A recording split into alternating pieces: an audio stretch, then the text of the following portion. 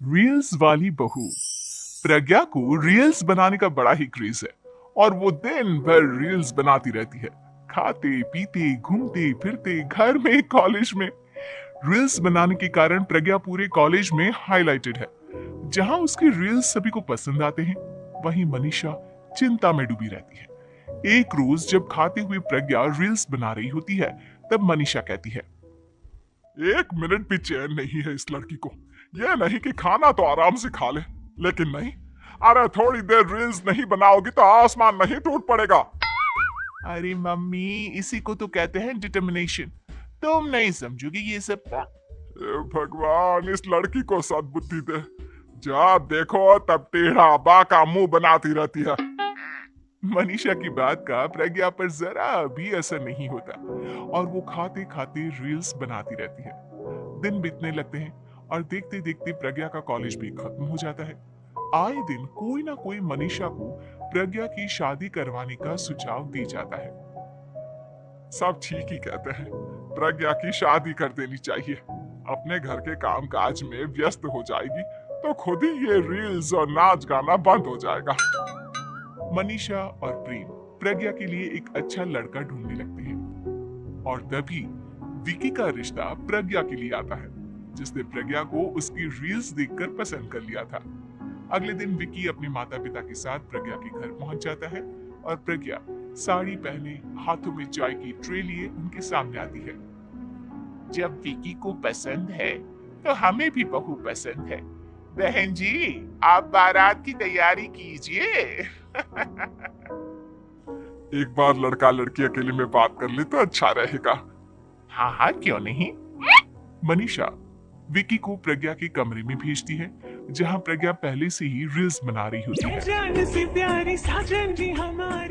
तभी विकी कहता है, आ गए आपके साजन जी।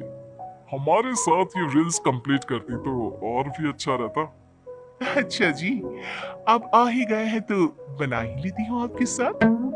दोनों मिलकर रील्स बनाते हैं। जब वी मीट और तुरंत पोस्ट भी कर देते हैं। फिर विकी कहता है, जब आप साड़ी में चाय लेकर आए तब मुझे लगा कि कहीं मैं गलत घर में तो नहीं आ गया। अब सही है। दोनों की शादी पक्की हो जाती है और शादी के दिन भी प्रज्ञा रील्स बनाने से चूकती नहीं। यहाँ तक कि बारात के समय भी नाचते हुए रील्स बनाती है। सभी लोग प्रज्ञा की तारीफ की पुल बांध देते हैं और प्रज्ञा नाचती गाती अपने ससुराल चली जाती है। सब कुछ अच्छा चल रहा होता है। प्रज्ञा यहाँ भी दिन भर हर चीज की रील्स बनाती रहती है।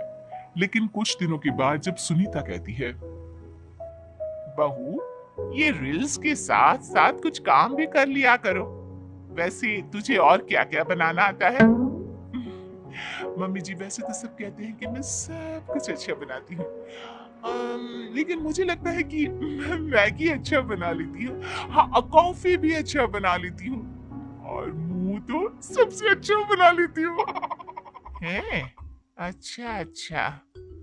सुनीता अपना माथा पकड़ लेती है और कहती है, बहू, कुछ खाना बनाना भी सीख लेती। मम्मी जी, मैं लंबी प्लानिंग कर रही हूँ। जल्दी ही मैं इतनी फेमस हो जाऊंगी कि मुझे पैसे मिलने लगेंगे। हम दोनों सास बहू राज करेंगे, राज। नौकर काम करेंगी और लोगों की तो लाइन लगेगी हमसे मिलने के लिए। तेरा दिमाग खराब हो गया है क्या बहू? हंसी मजाक तक ठीक है, लेकिन इस तरह घर नहीं चलते। जितना जल्दी हो इस घर के तौर तरीकों को सीख लो। प्रज्ञा मुंह घुमाकर चली जाती है और तुरंत उसी वक्त एक रील बनाती है।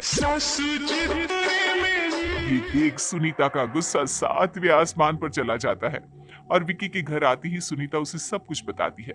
विकी भी अब प्रज्ञा की इन हरकतों से परेशान हो जाता है। तुम टेंशन मत लो मम्मा, मैं देख लूंगा। विकी कमरे में जाता है तो देखता है कि प्रज्ञा रील्स बना रही है। विकी बड़े ही प्यार से प्रज्ञा से कहता है, प्रज्ञा, इन सब के लिए मैं तुम्हें मना नहीं कर रहा हूँ, लेकिन फिर भी हर वक्त तो ये अच्छा नहीं लगता ना। समझने की कोशिश करो, मुझे भी तुम्हारा थोड़ा वक्त चाहिए। मैं जब ऑफिस से आता हूँ तो मुझे समय देने की जगह इसी में लगी रहती है। तुम ज्यादा ही सोच रहे हो। तुम भी मेरे साथ रील्स बनाओ ना, तुम्हें भी बहुत अच्छा लगेगा। तुम्हें इज्जत से कोई बात समझ में नहीं आती क्या? दिमाग खराब हो गया है तुम्हारा इस चकाचौंध से। अगर तुमने अपना रवैया नहीं बदला तो मैं तुमसे दूर चला जाऊंगा। तुम ही रिश्ता लेकर आए थे, मुझे लड़कों की कमी नहीं थी और ना आज है। विकी दरवाजा पटक कर चला जाता है। धीरे धीरे विकी प्रज्ञा से दूर होता जाता है। एक रोज मनीषा प्रज्ञा के ससुराल उससे मिलने जाती है। तब सुनीता उससे कहती है, बहन जी अब आई हैं तो कुछ दिन यहाँ रहकर जाइएगा, आप ही का घर है।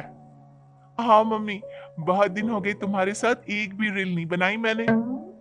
प्रज्ञा तुरंत अपने फोन में रील्स ऑन कर लेती है।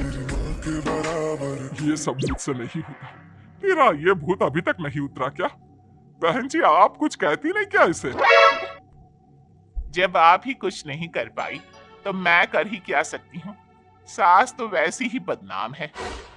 शाम को घर की लाइट चली जाती है और मनीषा प्रज्ञा से कहती है, मेरे घुटनों में बहुत दर्द हो रहा है, तू लाइट का कुछ इंतजाम करना बेटा।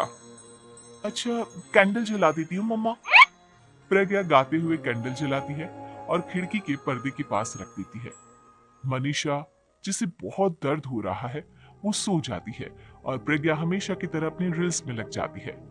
उधर कैंडल की वजह से पर्दा आग पकड़ लेता है और मनीषा के कमरे में आग लग जाती है। बचाओ, कोई है बचाओ। सभी भागते हैं और विकी कमरे की आग बुझाने में लग जाता है, लेकिन तब तक मनीषा आधी जल चुकी थी। मनीषा की हालत देख प्रज्ञा रोने लगती है। विकी मनीषा को तुरंत हॉस्पिटल ले जाता है और उसे एडमिट कराता है। विकी प्रज्ञा से कहता है, देख लिया ना, तुम्हारे इस नाच गाने की वजह से आज तुम्हारी माँ की जान जाते जाते रह गई। अब पता नहीं तुम और क्या चाहती हो। उधर डॉक्टर कहते हैं, इनकी हालत बहुत नाजुक है, आधे से ज्यादा जल चुकी है। प्रज्ञा रोती हुई मंदिर में जाती है और भगवान के आगे जाकर कहती है, भगवान मेरी माँ को ठीक कर दो, मैं कसम खाती हूँ हाथ से ये रील्स बनाना छोड़ दूंगी, बस मुझे मेरी माँ वापस मिल जाए। 2 दिन बीत जाते हैं और मनीषा खतरे से बाहर आ जाती है। पेशेंट अब ठीक है, आप लोग उनसे मिल सकते हो। सब कोई मनीषा से मिलता है और प्रज्ञा सबके सामने अपना फोन तोड़ देती है। मुझे माफ कर दो मम्मा, मैंने तुम लोगों की बातों को नजरअंदाज किया। बेटा कोई भी चीज जरूरत से ज्यादा खराब है। मैंने तुम्हें रील्स बनाने से कभी मना नहीं किया, लेकिन हर वक्त एक ही चीज तो सही नहीं है। मैं समझ गई हूँ मम्मा, आई एम सॉरी।